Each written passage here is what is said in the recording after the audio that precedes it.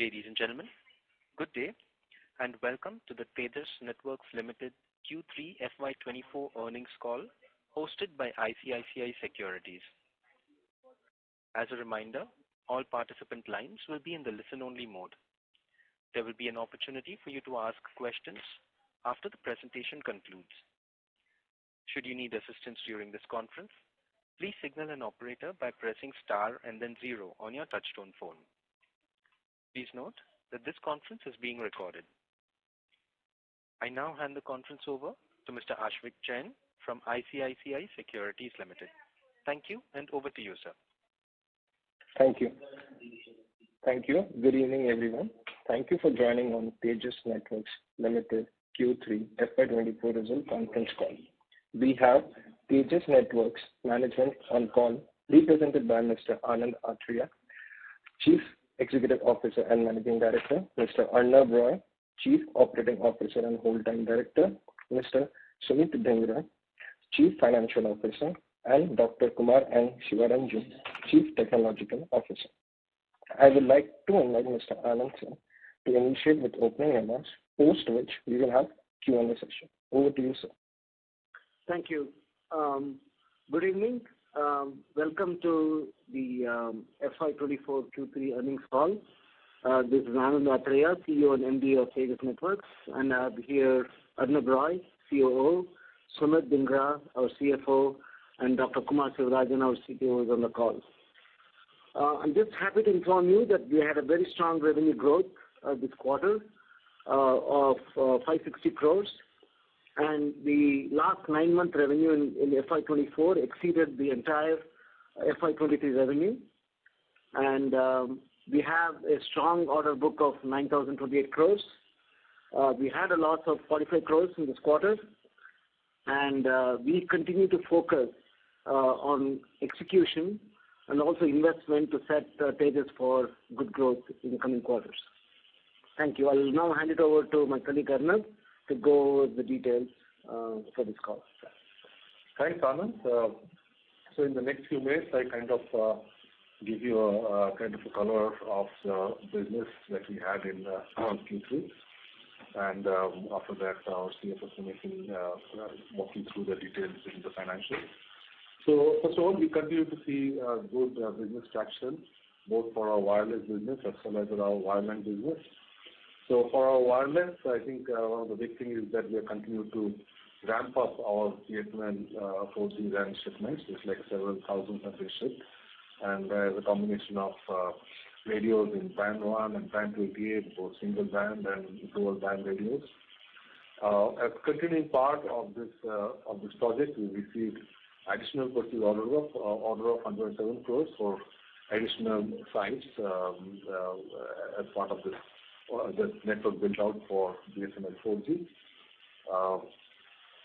Another important highlight has been our subsidiary Concall Labs received 96 crore provisional purchase order from National Space India Limited, Department of Space, for the deployment of two-way platform transponders for communication and support system on marine fishing vehicles. So this is a very niche application, and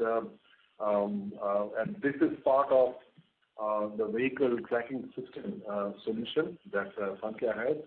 And this particular solution, this particular application is for enhancing the safety and security of fishermen deployed for operating along our coastal waters, providing navigation assistance and weather alarms and boundary crossing alarms and so on. So very strategic project, and which will have many other applications, both land-based as well as marine applications.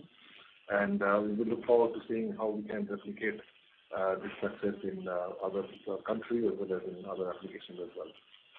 So we also continue to see strong traction for our wireline business. After successfully deploying 150 plus channels, WDM channels, 100 channels on an alien wave network, lighting up several thousand kilometers of fiber on an existing WDM infrastructure. We received an add-on order for a pan-India deployment of a similar size. So this is a very unique application that our WDM equipment really serves, where given an existing optical infrastructure that an operator has built and he wants to add capacity onto that by adding additional data channels, we provide the technology which can do it on any foreign infrastructure, in the sense that infrastructure built by any other operator's equipment. So for the BSNL 4G network, for the radio network, we also started supplying the backhaul equipment of IP MPLS routers, which you remember we had announced this as a project with several hundred crores for deploying more than 15,000 routers. And this will enable the backhaul network of the BSNL 4G nationwide network. Few highlights also are successfully commissioning a high-capacity metro network in the U.S. for video production and distribution applications. This is using our state-of-the-art WDM transmission equipment of 600 gigabits per channel capacity. This is going to be a good showcase reference network for us, and the application is for low latency network for distribution of video. We also executed a commercial contract for supply of optical networking backbone equipment for a leading government telco in Africa. This is the initial order, and with the success of this, we expect to see future build-outs in this network as well. We also continue to see success in the utility sector.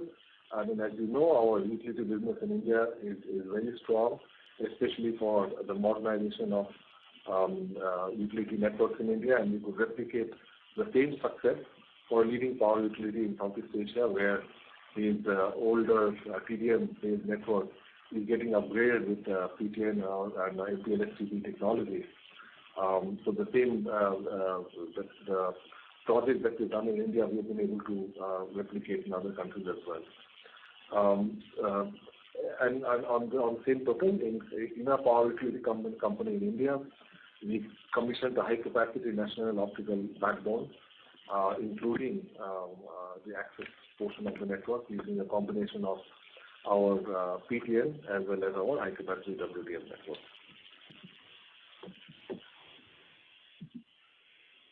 So from a revenue perspective, in the 9 months of 2024, around 55% of our business has been for India private, and let me also tell you at this point that our BSNL 4G radio order we consider as part of India private, because our direct customer is TCS, and that's how we categorize our revenues.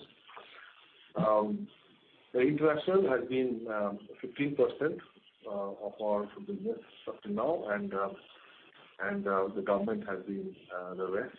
We have a strong closing backlog of 9,000 crores, out of which international is at 221 crores. So in all aspects, it has been a very good quarter for us, especially compared with our business, our revenues in FY23. I now hand it over to Sumit to walk us through the financial update. Thanks, Arnab. Good evening, everyone. Our consolidated revenue for the quarter 3 of FY24 was 560 crores.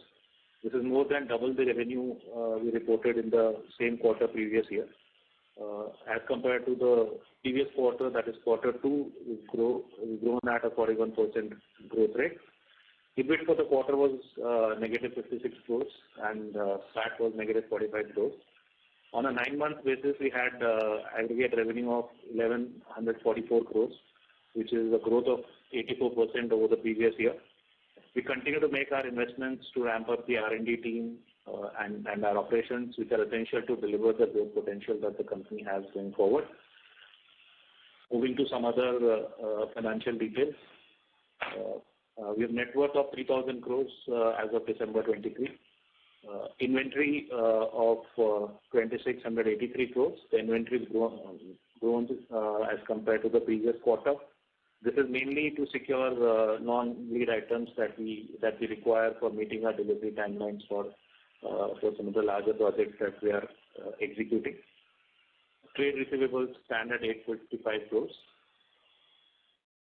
We had cash and cash equivalents of about 559 crores at the end of the quarter with borrowings of 274 crores. This is essentially for funding the working capital requirements that the company has at this point in time. With this, I'll hand it over to Arnab to take it. So, a few other updates from a corporate standpoint is that in this quarter we received several awards and recognition. We were granted 31 patents for Tejas and its subsidiaries during Q3 FY24, and our total patents grew to 313.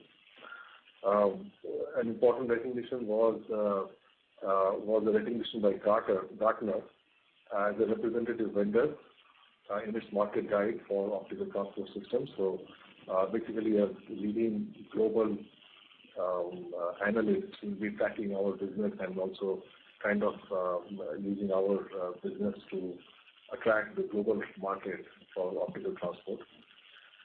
In one of the events that happened in Q3, which is Network X in Paris, this was the erstwhile Broadband World Forum. Our FTTH solution won the award for the leading PON-based smart city solution for an application, smart city application that we have built in India. And in the Indian Mobile Congress in New Delhi this year, our 1600 optical and packet transmission product was selected as the best Indian IPR of the year in telecom. From the corporate update perspective, from a Concall Labs merger, that's in progress, and we are making progress over here. And the next upcoming event over here is the equity shareholders and unsecured creditors meeting, which are going to be held in early February as per the directions of the NCLT. So this is basically the next step in the merger process. So before I hand it over for questions, just wanted to refresh all our investors in terms of our products. And as you know, we have a very comprehensive wireless and wireline portfolio, both comprising of 4G, 5G radio and baseband units, our multi-gigabit fiber broadband access, our converged access and edge solutions, and also our high-capacity WDM used for building backbone networks. And on top of that, we have added our switching and routing portfolio.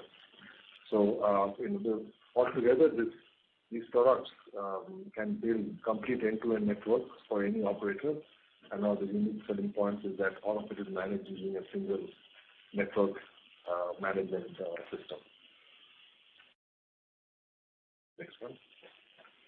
And using this technology, some of the key applications that we serve is 4G, 5G mobile networks, as well as their backhaul network, fiber-based backhaul networks, services for wholesale and enterprise data, building critical infrastructure for power, gas, utilities, and for home and business broadband.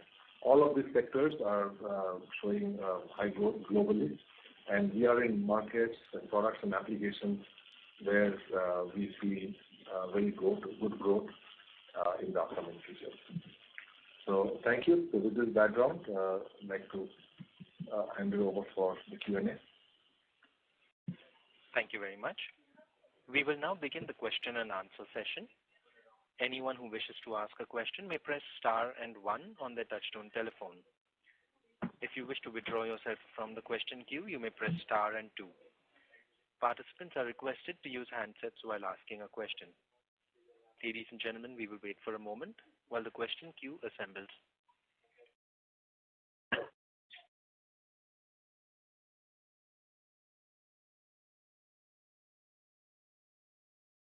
The first question is from the line of Santosh Sinha from Emkay Global. Please go ahead.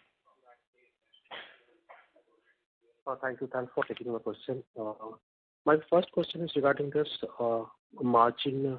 You have seen means a low margin for this company. So what kind of margins we can expect for the BSNL project and other government projects that the company is executing?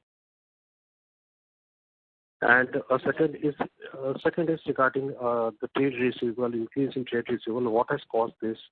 And what kind of trade working capital increase we can see from the execution of this BSNL project?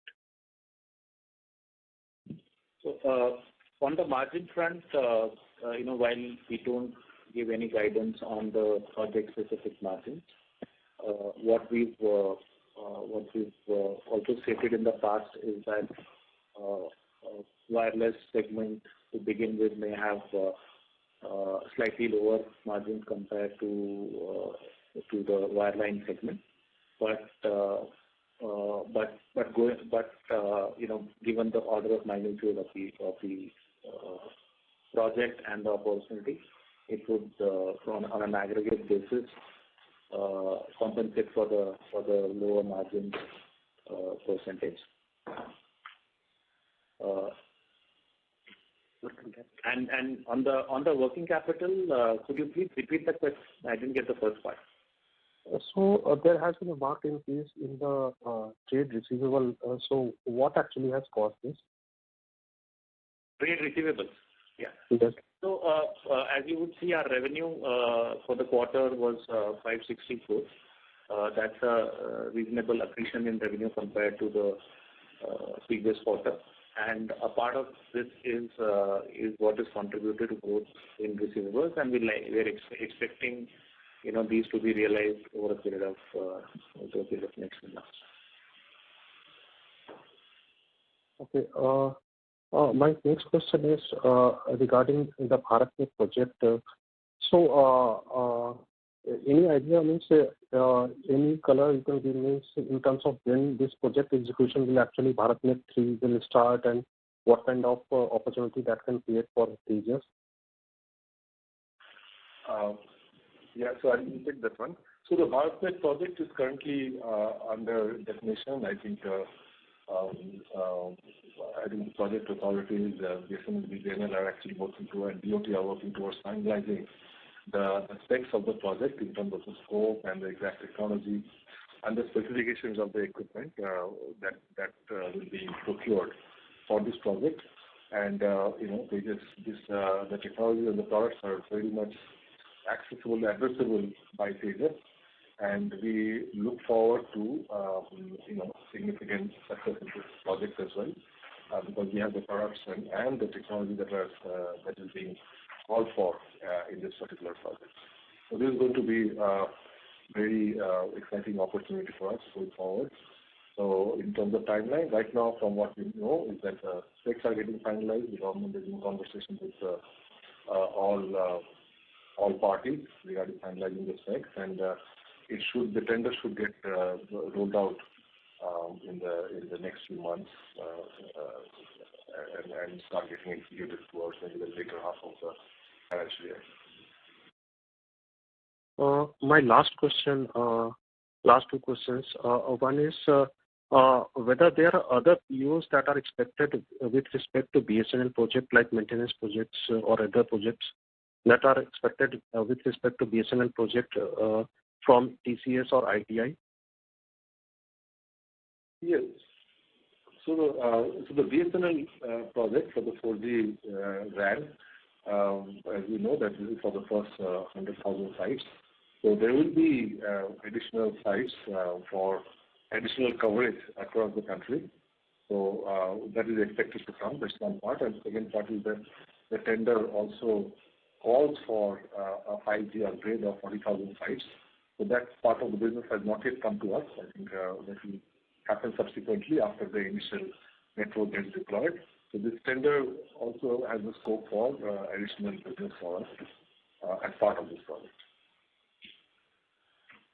And after the network is deployed and after the warranty period, of course, the services are involved for many years. That will come later on. Thank you. Thanks for taking my question. Thank you. The next question is from the line of Vimal Jamnadas Gohil from Alchemy Capital Management. Please go ahead.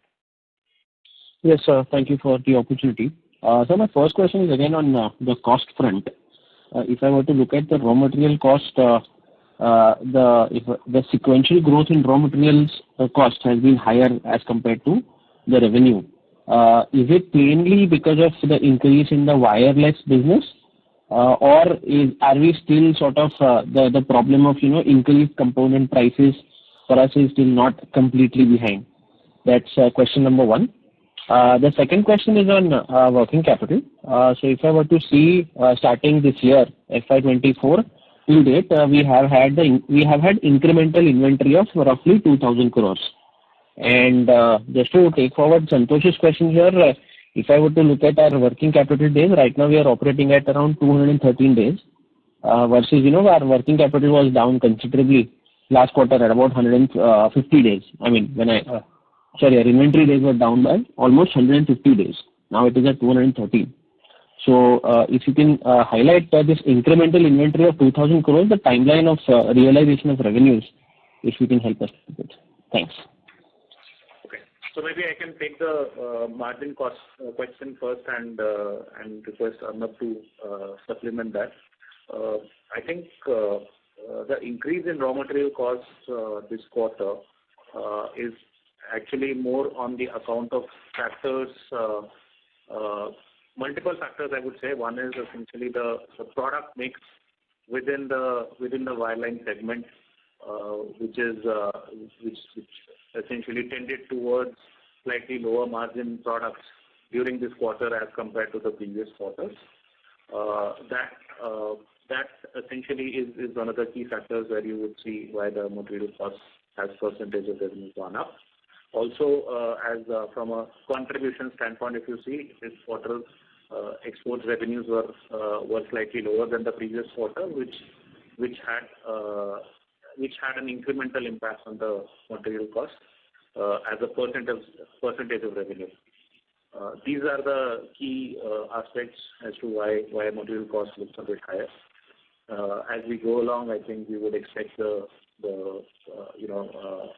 project profitability for wireline business also to kick in and some of these things to normalize over the next quarters. Arnab, you want to add anything?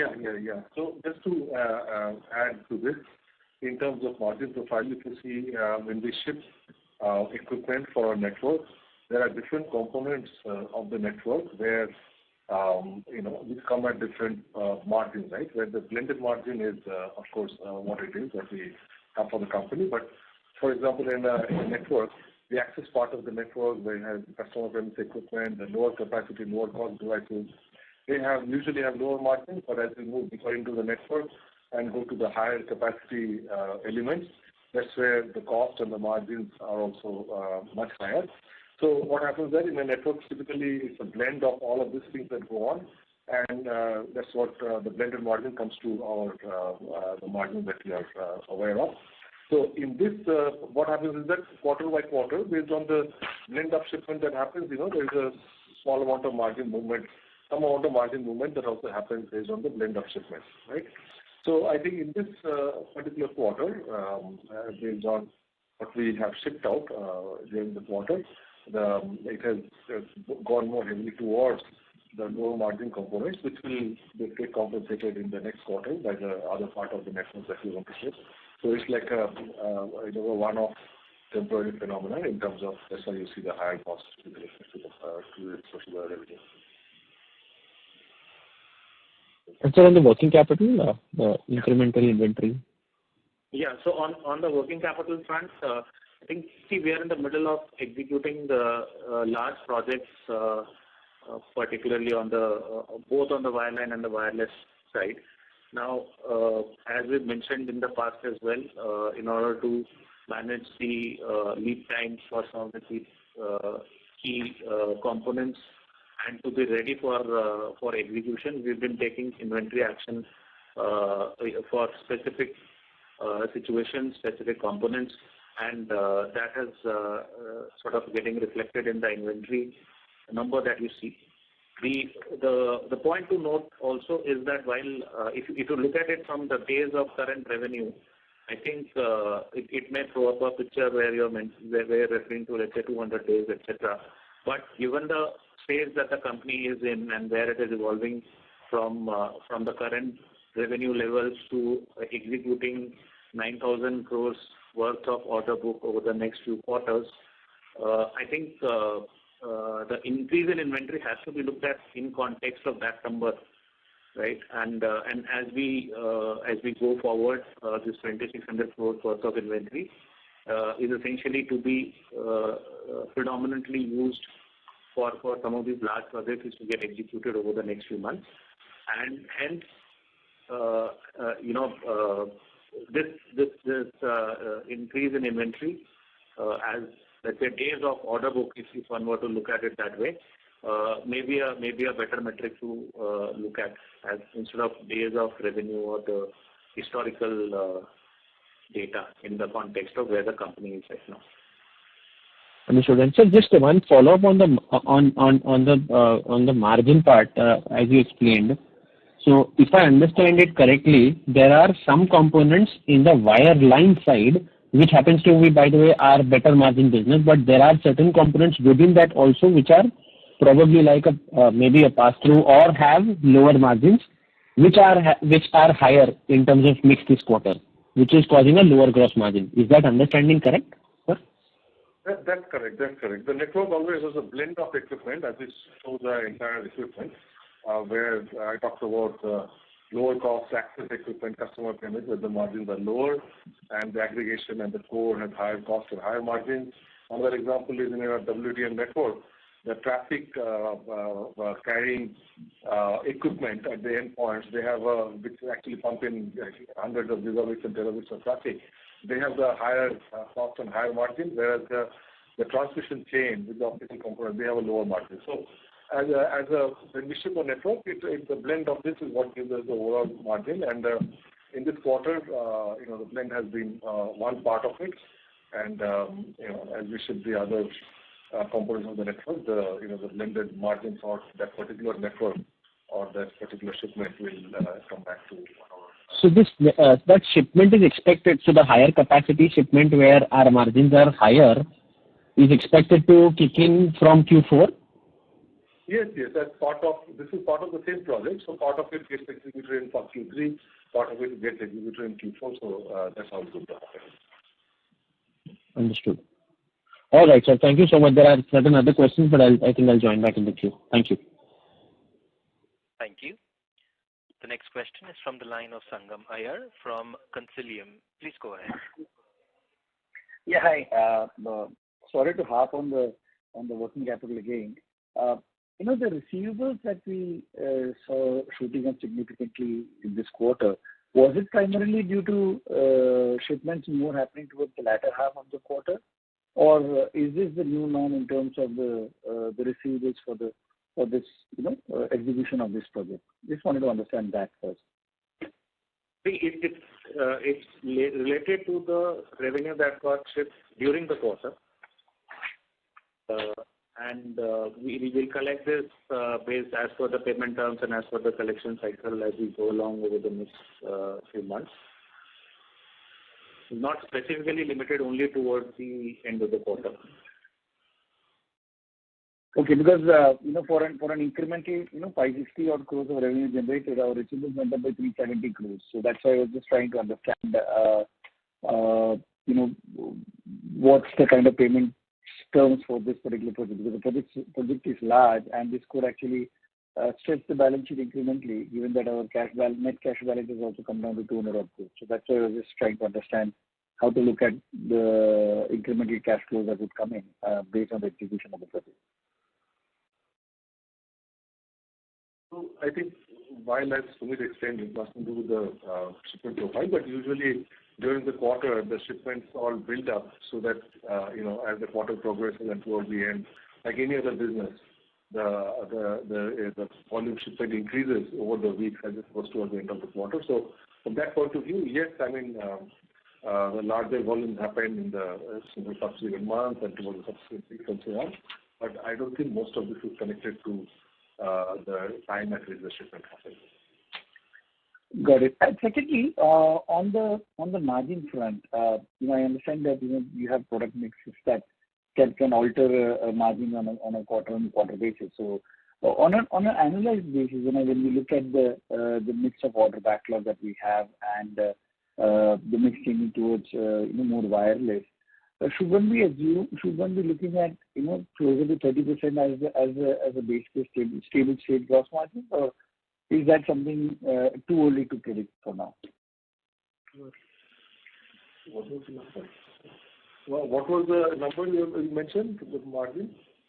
Around 30% gross margin. Is that something which would be more stabilized given the kind of mix that we have between wireline and wireless in the order backlog? We don't give any guidance on margins, kind of thing, right? But you've seen our blended margins in the past, and directionally that's where we'll be at as our business continues. Right. Got it. Perfect. Thank you. Thank you. The next question is from the line of Saloni Jain from Nirmal Bang. Please go ahead.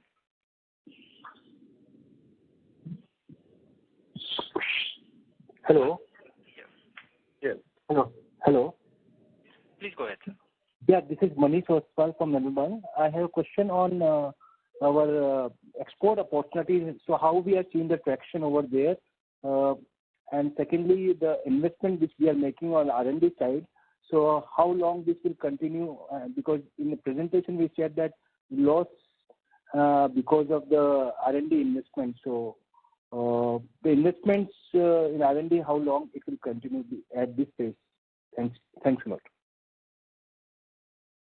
So as far as exports are concerned, I think we have a focus in growing our export business, because of which we continue to invest in international territories, in our direct sales force, as well as signing up with partners in different territories. So our goal is to increase our international business substantially, but as you know, we started the process in a couple of quarters, and it will take some time to really there's a gestation period to winning initial deals and getting a footprint in different countries and building on top of that.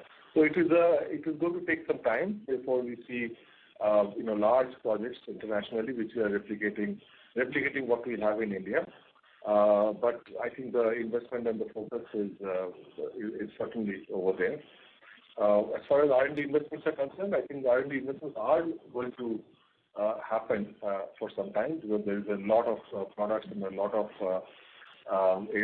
technology as well as project commitments that we have upcoming. So we will continue to invest, but at the same time, I would say that as our business grows, as we keep delivering on the large backlog that we have, I mean, that business will certainly start offsetting the investments that we have seen up till now on the fixed cost and so on. But yes, investments will continue to happen for some more time, because we see a large opportunity going forward. It has to be a global company with world-class products. So we still have some time in terms of investment right now. Thank you, sir. All the best. Thank you. Okay. Thank you. The next question is from the line of Mukul Garg from Motilal Oswal Financial Services. Please go ahead. Yeah, hi. Thanks for taking my question. Couple of questions from my end. First, to Anand. Anand, I was just trying to understand the revenue you guys have recognized for international business this quarter. It seems a bit low compared to, and especially when during the prepared remarks, you guys have mentioned that you guys, implemented a couple of, kind of solutions in US and in Africa. So can you just help understand, is this more about timing mismatch between the kind of revenue recognition and implementation, or is there something else which is going on for the international revenues to kind of show such a large dip in this quarter? Hi, Mukul. So yes, it is actually a timing mismatch. We are making the necessary investments to build the team out. I'm sure you know this, so it takes time for that to materialize. There's a lot of activity and proof of concepts and customer interest that's happening in the Americas in particular. So we hope that will start bearing fruit in the coming quarters. Understood. So, do you expect the international revenues to, kind of see a meaningful ramp up from here? Because this crore, am I getting the number right? It's only 9 crore of international revenue? No, I don't think so. I don't think that's correct. We don't give the split of this thing, but that's not correct. And as Anand mentioned, yes, there's a timing gap because the shift in one quarter, project implementation happens in another quarter. So whatever we're reporting in terms of project implementation is something that got shipped earlier. Whatever we're shipping right now will get implemented next quarter and so on. So whatever I think from a point of view, yes, as Sumit mentioned, that proportionally it was down, but not what you're indicating. And our focus is growth over there. There is already a backlog of international that you see, and all efforts are on to really grow that business. Understood. The second question was, I think a follow-up to what earlier participants have kind of also alluded to, and this is for both Anand and Sumit. You guys currently are sitting on about 500 odd crore of net cash. Your working capital is something around 1,300 crore. You still have 8,000 plus crore of domestic, predominantly public sector execution to do. Is there a kind of a risk of requirement of additional fundraise maybe in the coming years to fulfill the requirements, or do you think the payment timelines will be comfortable enough for you to convert this into cash and not require incremental money for working capital? And I would also want to throw in, if because this would not leave any flexibility for potential inorganic scaling up for Tejas. So if you can just help us understand, is this something which might require incremental funding? See, currently we don't envisage any equity funding requirement. Like you rightly mentioned, the increase in working capital requirements are there, and they're expected to be there for the next few months as we execute these large contracts. But these are generally going to be a short-term funding arrangement, short-term facilities that we would intend to look at as compared to longer sources of capital like equity or anything else. Also, as we go along, we expect to continue our focus on collections, and that should help us in managing this working capital as we go along. Also, from the point of view of investments in particular, I think the way we see it currently, the business should be able to meet its future growth aspirations based on the current expectations out of the business. We don't expect any incremental equity right now in the immediate time to be required. Understood. And the final one was for Arnav. Arnav, you mentioned about again the impact of the products which kind of got expensed out this quarter. But if I look back at the history of the business, we have never had this high kind of equipment or raw material cost in our business, even though we have previously had cases or instances where we shift the product profiles which were relatively lower profits. Is this something which is partially also on account of the deliveries which we are making on BSNL? Ergo, our gross margins should remain below where we have historically seen going forward as well, or am I reading too much into this? Yeah. I think you're reading a little bit too much into this. I think the reason you're seeing it now and didn't see it for smaller because our overall business for wireline has also gone up, right? So if you see if the overall business has increased, then the proportion of the low margin component of the network and the high margin of the component of the network would have also gone up, right? And it just happened that it's more of a timing issue that in this quarter, a lot more of the low margin component got shipped, and the other components get shipped subsequently. So it is, I hope that answers that question, that while, yes, on a smaller revenue base, you saw the effect of the blended margins of the network. On a larger base, you're seeing the effect of only the lower margin part. I mean, not the only, I would say predominantly, it became the lower margin part. So that's about it. I think there's nothing more than that. Understood. No, that's clear. Thanks for taking my question. I'll get back into the queue. Thank you. The next question is from the line of Hiren Kumar Thakurlal Desai, an individual investor. Please go ahead. Thank you for giving the opportunity. I have two questions. One of them is again related to the margin. So our gross margin has been declining, as pretty much everybody has mentioned. I mean, do we see the sort of bottom around this place, or now see the significant chunk of the business which is dominated by BSNL supplies 4G. So, I mean, does it have anything to do with this margin profile? Are we around the bottom? I'm not asking for any guidance or numbers. That's my question. So yeah. So as Sumit explained, so there are two parts of the business. One is the wireline and the wireless part.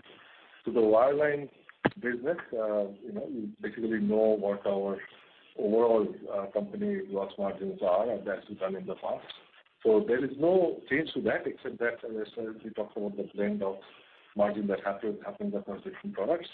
The wireless project that we have, the large one, has for slightly lower margins. That's something we have talked about in the past. But we get offset by the higher volume of the business, right? So that's about it. And there is nothing in terms of overall. That's the overall story about the margin. There are two components. One where there is a margin protection, and we will continue with. Overall, we don't see any impact overall to that on the wireline side. And wireless, at least for this project, with the large volume, will have slightly lower margins, and but will get offset by the higher volume.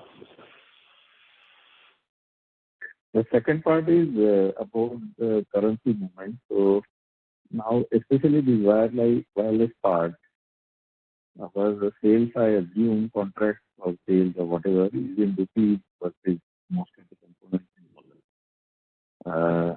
Is the company doing something? We lost you. Could you repeat the question, please? We lost the first part. Yeah. The question is, again, for next few quarters, the revenue profile will be dominated by BSNL 4G business. And I am assuming that, you can correct me if I'm wrong, I'm assuming that our revenue will be in rupees, contractual value.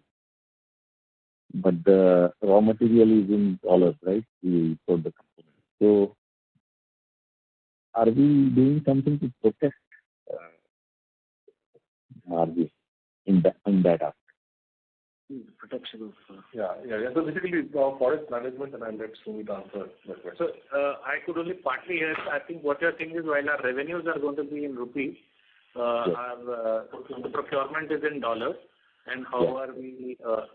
So from a forex management point of view, I think we actively hedge our exposure through various instruments. We continue to monitor the currency risk or the currency exposure that we have, and we suitably hedge our short to medium term exposures in particular as we go along.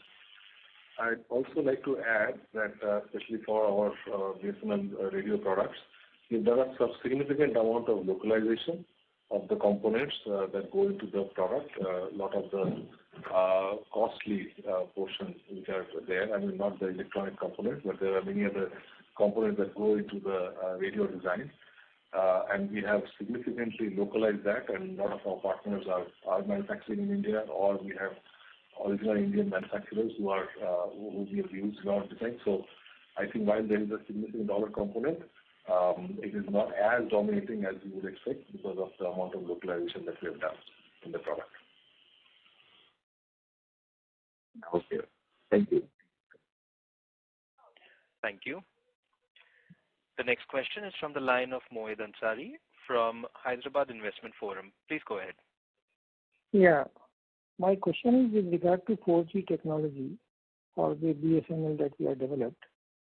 There are a lot of questions in the markets with regards to how effective or how developed the technology is. Recently, the BSNL Telecom Employees Union has written to the minister, telecom minister, that our technology is not up to the mark and that is causing delay in rollout of 4G by BSNL. Similar questions were raised by the opposition in the parliament also, that the indigenous technology which the government is promoting is subpar and not up to the mark. So there is a lot of questions regarding our efficacy of our technology that we have developed. Can you explain in detail, means are we up to the mark, or how is it compared, how are we performing vis-a-vis our competitors? Some explanation is needed on this issue because as investors, we are having a lot of concerns on this particular point. Everybody seems to be blaming Tejas only. Yeah. So what I'd like to add, and I'll also ask Kumar to add to this. So this technology has gone through extensive trials. Okay, it's like more than a year of trials have happened over a large test bed in the north, okay, in Punjab. And this has been selected after pretty heavy proof of concept, field trials, quite a lot of amount of traffic running on the network. So from a technology point of view, I don't think there is any concern. I think I've only just recently heard about things that have come. I mean, there was, from whatever we have seen in terms of network build out kind of thing. I think whatever I have heard is in terms of the pace of the network build out more than the actual technology itself.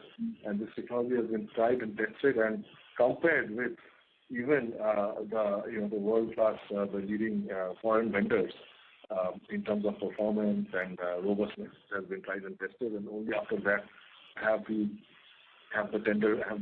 contract been awarded to the consortium. So there is no issue with respect to that. I think the project rollout is where I think they're concerning in terms of getting the network rolled out in time so that they can go their business around it. So from whatever I've seen, that seems to be the issue. Yeah, I have a follow-up question also. We are supposed to get an order from supply of equipment from ITI. Only TCS has released the purchase order. Why has the ITI order not come? Means we are supposed to be the ones who are supplying equipment for both ITI and TCS. Can you give me some clarification on that? So we had discussed earlier also that the ITI order is coming through TCS. So whatever is the 100,000 plus site order that we are working on, that includes the ITI component also. Okay, thank you. Thank you. The next question is from the line of Sachin Jain, an individual investor. Please go ahead. Hello. You are audible, sir. You may proceed. Thank you for the opportunity. My question is more on your international side. Can you offer me some qualitative comments on business development effort on international side? Basically, what kind of traction you are getting over there, or can you also highlight in terms of how our product, particularly wireless, getting perceived in international market? Where are we in our business development journey, or when can you expect some significant win in those markets? And why I'm asking, because once in next 18 or 24 months you are done with BSNL or some part of BharatNet, probably it's a traction in international market which will keep our revenue momentum on. So that's the context. I think very, very valid question, and we are also cognizant of that.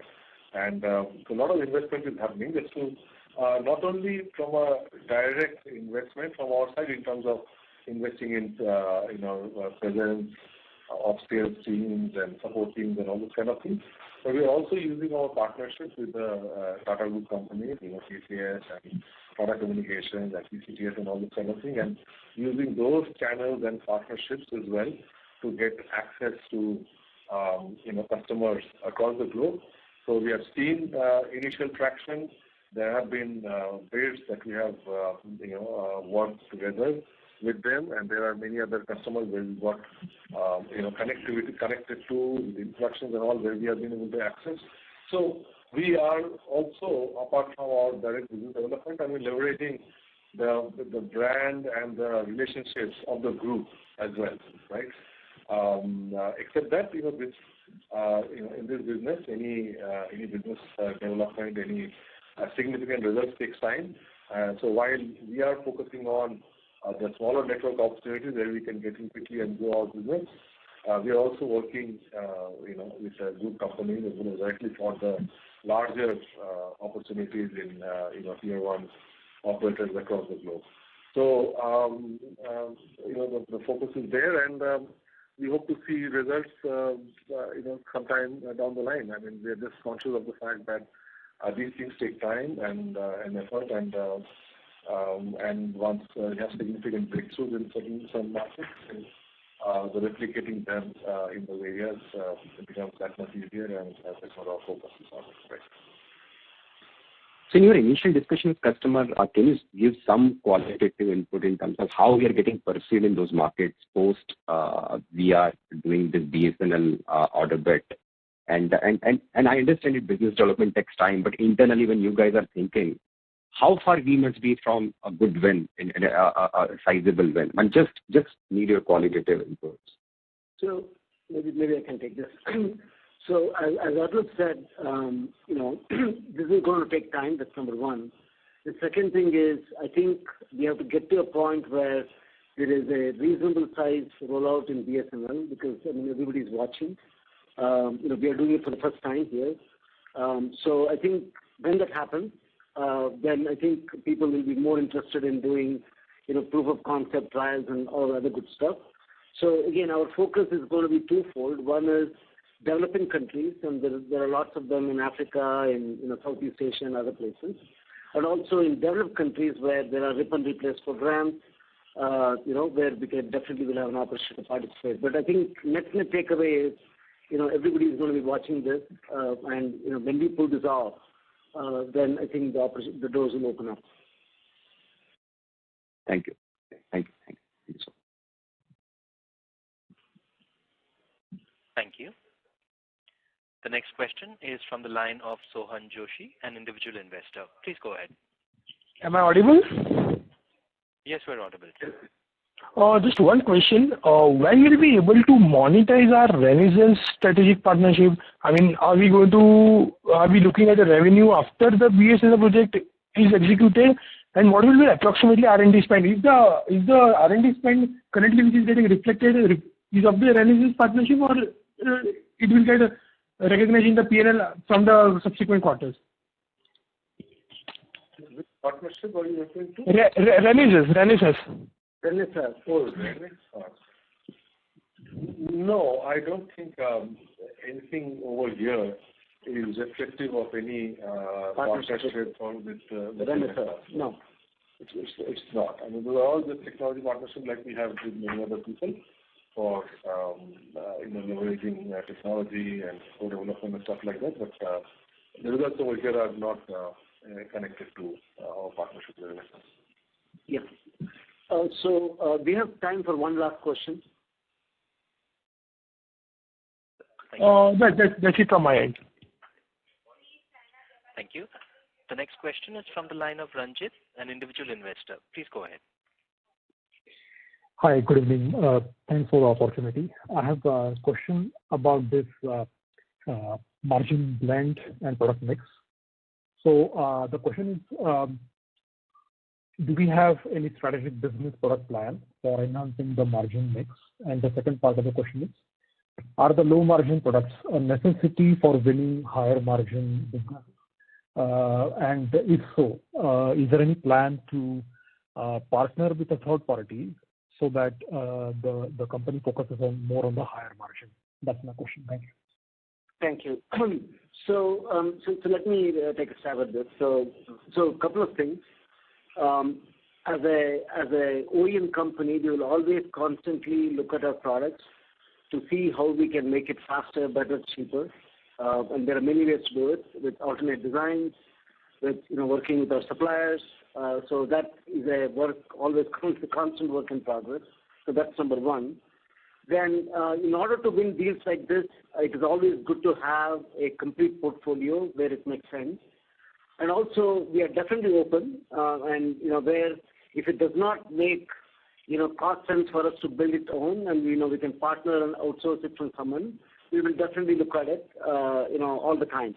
So it's actually a combination of all of these three. And finally, once you have a complete portfolio, then it increases the chances of winning a deal, and also it also helps in how we can structure the deal. So in terms of the business wins or the plan for business wins, is there any conscious effort in controlling this mix of low and high margin? Any deal, any network that we supply for, we have a mix of low margin and high margin, as I said, right? So we have, all aspects of the portfolio. So that's why when we ship all of the products in a network, the blended margin is what you see usually in our reports kind of thing, right? Yes. So it's not a question of that we ship low margin products and we are looking for high margin products. I mean, we have the entire portfolio, which is a combination of margin profile of low margin of the lower cost products and higher margin for the high cost products, let's say. Thank you so much. Thank you. Yeah, I guess. Yes, we have no further questions, sir. I would now like to hand the conference over to Mr. Anand Athreya for closing comments. Over to you, sir. Thank you. So, as I said, in my opening statement, we had a strong revenue growth quarter, and Tejas will continue to focus on investment and execution because I think we have a job to deliver. We have large opportunities and commitment to our customers, and we will continue to focus on execution. And I'm really happy with the progress that's been made on wireless. In terms of, as Arnav said in the beginning, the band 1, the band 28 and the dual band radios, they're all actually looking good and well. So I think, that gives us a lot more confidence and optimism that, we're ready, to take off, right? And the optical products also are getting delivered. So the last couple of quarters, we've been focusing on building all of this and delivering at, with volume and scale. So I think that stage is being set, and you will start to see the effects of that in the coming quarters, right? And last but not the least, supply chain always used to be a problem. Now, I think it's in reasonably good state. There are some long lead items, but I think it's more predictable and in more control than it's ever been since I'm here. With that, I would like to close this call. Thank you very much. Thank you. On behalf of ICICI Securities, that concludes this conference. Thank you all for joining us. You may now disconnect your lines. Thank you very much. Bye-bye.